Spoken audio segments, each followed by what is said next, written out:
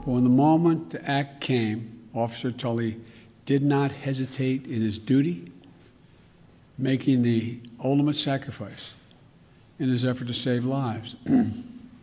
That's a definition of an American hero. And that is President Biden talking about Boulder police officer Eric Talley, the first officer to respond to the active shooter at the King Soopers on Table Mesa, and his actions likely saved lives. Thank you for joining us tonight as we mourn the loss of 10 lives in a senseless shooting. I'm Ann Trujillo.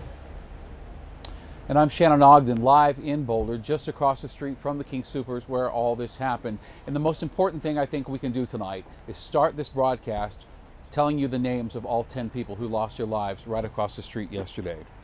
Denny Stone, Nevin Stanizik, Ricky Olds, Trelana Barkowiak, Terry Lanker, Eric Talley, Suzanne Fontaine, Kevin Mahoney, Lynn Murray, and Jody Waters.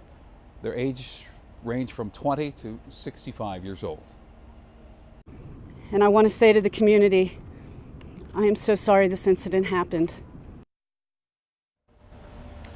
We're going to begin our team coverage now with Denver7's Gary Brode, who spent the last 24 hours talking to people outside this King Soopers. Gary? Yeah, Shannon, I mean, you could see it behind you as well. Some of these folks are former employees of the victims, some are friends, some are family, and really others, and a lot of them are just total strangers, but they're all part of this community. I want to just kind of keep showing this over here, but some are bringing over flowers and other words of encouragement. You know, that's really what gets you, is they're bringing flowers, and what they're doing afterwards is they're leaving with tears in their eyes. As the support continues to roll in for the victims of yesterday's tragedy, so do the questions. Why did this happen? We don't have the answer to that yet, and the investigation is in the very early stages. That was Boulder County District Attorney Michael Doherty earlier today. While he may not have the answers the victims' families want, he does have a promise. I promise you that all of us here will work tirelessly to support you and help you through this process, and also to make sure that the killer is held absolutely and fully accountable. Authorities believe 21-year-old Ahmad Alyssa from Arvada is responsible for killing 10 people, including Boulder police officer Eric Talley, leaving his community in disbelief. It's a sense of community, also a sense of just, you know, unbelievability. That's the reality of it. You know, it's hard to think that that's happening here. Witness accounts say the suspect was wearing a bulletproof vest and an AR-15.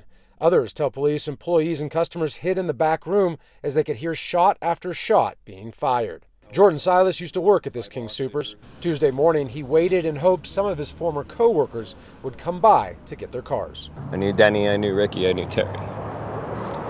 That's why I'm here. And I was just hoping anyone else that worked here was here and could hug them and make sure they're okay too. About an hour after the shooting started, investigators say the gunman gave himself up, but not before removing most of his clothes. The suspect is facing 10 counts of first-degree murder. There's a full investigation underway. The eyes of the nation are on Boulder. The eyes of the nation are on Colorado.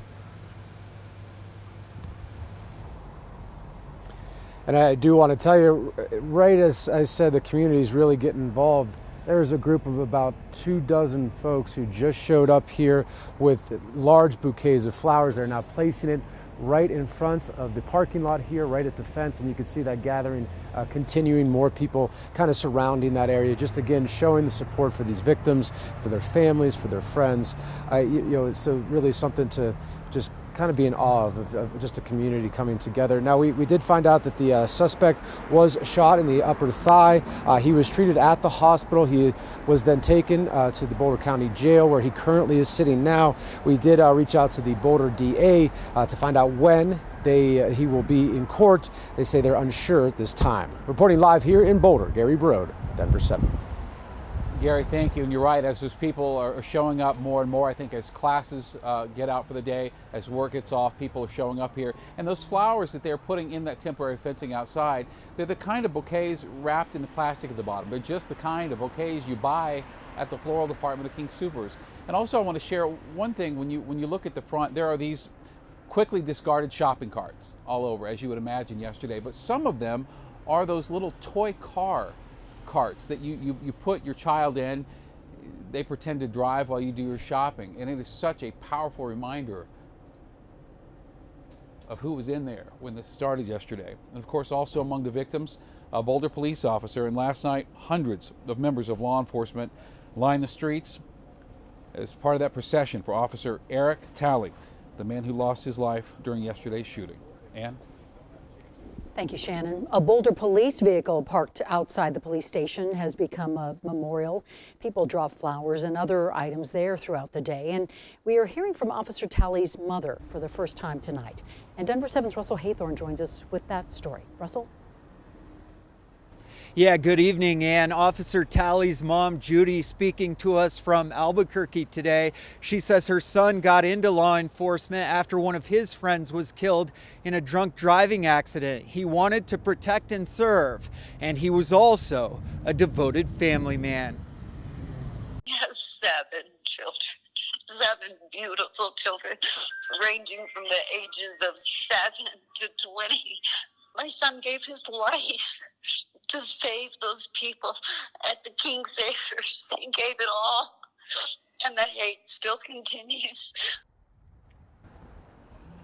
Your heart just breaks for her. Back here in Boulder, we've watched throughout the day as mourners have gathered here outside the police department, placing flowers, cards, and candles around this police cruiser.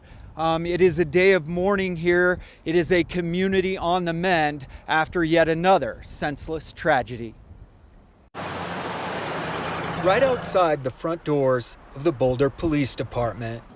It really doesn't get any easier. Expressions of love from a community in pain. Just getting really tired of all of it. It's just, there's no reason for it. Officer Eric Talley's police unit now surrounded by candles, a mourner lighting 10 of them for each of the shooting victims, including Officer Talley, the front hood draped in flowers, and his car now a gathering place for the community to pay their respects. He really cared about students. I mean, I think it's kind of a prerequisite for officers in Boulder to be aware of the university and really care about students. Molly Fromelt, student body president at CU Boulder, knew Officer Talley personally, working with him on campus and community issues. Students feel safe knowing that officers like Officer Talley were willing to be there and that they really put themselves on the front line. You think of every officer who's died in the line. Boulder dispatchers Dove Miller and Carol Caniff expressing their condolences. I guess the biggest thing for me is, even if we're not in their department, because we're not, we're all, in a way, one big family. 6-year-old Jackson and his family coming out to show their support. I love police too, because they save people. Jackson's stepdad is in law enforcement. He's a sheriff deputy. He takes good care of us. A community and a state rocked by senseless violence yet again, coming together in the face of unimaginable tragedy. That they're loved, that we value them, they matter. Officer Talley graduated from Highland High School in Albuquerque, New Mexico in 1988. This is his senior photo. The Albuquerque Public Schools superintendent saying today, Officer Talley chose to serve and protect. He could have done anything. In our sadness and grief, we remember the example he set for all of us. We're live in Boulder tonight. Russell Haythorne, Denver7. Truly a hero. Russell, thank you so much. And slowly we're learning more about all of the lives lost in this tragic shooting. And one of them is Ricky Olds. The 25-year-old worked as a manager at King Soopers, and her family spoke with us today, and they told us they're angry. They want the shooter brought to justice. They also want all of us to hug our loved ones tight. Cherish every moment you have. Hug your loved ones, tell them you love them, because you never know. You never know what tomorrow holds. Colorado lawmakers talked about the tragedy for most of the day today at the Capitol. And they also continued their work on gun reform laws. In fact, the House committee is working on a bill that would force people to report stolen firearms within 5 days or face a fine. And we do know today that one of the weapons used yesterday was purchased less than a week before the shooting. Boulder police identified the gunman as Ahmad Alisa this morning and were consciously working to use his name and photo as little as possible. Tonight, though, we must tell you what our investigative team has learned about this man. Denver7 investigator Jennifer Kowaleski is joining us from Boulder tonight. And Jen, as far as we can tell, this was not a person who was well known to law enforcement. And he does have a criminal record, but it's minor. He was charged with third-degree assault back in 2008 when he was in high school. We're also learning a lot more about what happened inside this King Soopers. But the question we still don't have the answer to tonight is why? Why did he do this? Why did he target this store? Regarding the suspect, at approximately 2:40 p.m. Boulder's police chief announcing for the first time the suspect's name. And now we're learning more about who he is and the horror he brought inside this King Soopers. His name is Ahmad Alisa. He is 21 years old. He went to Arvada West High School and was on the wrestling team there. He's the man you saw in that video yesterday, shirtless and bleeding as police took him into an ambulance. And this is where we believe he lives, a nice neighborhood in Arvada. The arrest affidavit says the wife of his brother was questioned by police shortly after the shooting. She told police Alisa was seen playing with a gun she thought looked like a machine gun 2 days ago. Those same court documents also detail how ruthless the gunman was. It says an employee at the store saw the suspect shoot an elderly man in the parking lot. The suspect then walked up, stood over him, and shot him multiple additional times. He then went inside the store and opened fire again. The suspect was shot in the leg, which is why you saw his leg bleeding. Shortly before police took him into custody, they say he took off all his clothes, including a tactical vest. Investigators have also learned he bought an assault rifle just days before the shooting on March 16th. I also talked to John Castillo earlier this morning. His son Kendrick died in the STEM school shooting, the last mass shooting nearly 2 years ago in Colorado. He told me that when he heard the news, it was an unexpected trigger, and it took him right back to that day. It brought everything full circle. The time of day that things took place was similar. Seeing the response to the police rushing to the scene was just a playback of what took place on May 7th, 2019 with Kendrick. You can only imagine what it was like for him to get that news. Now, Castillo says he's not here to argue for or against gun control, but he wants lawmakers to take action. He wants these shootings to be called acts of domestic terror, and he wants to see tougher penalties for the gunmen. Ann? Jen, thank you for that. And we know many of you just want to know how you can help.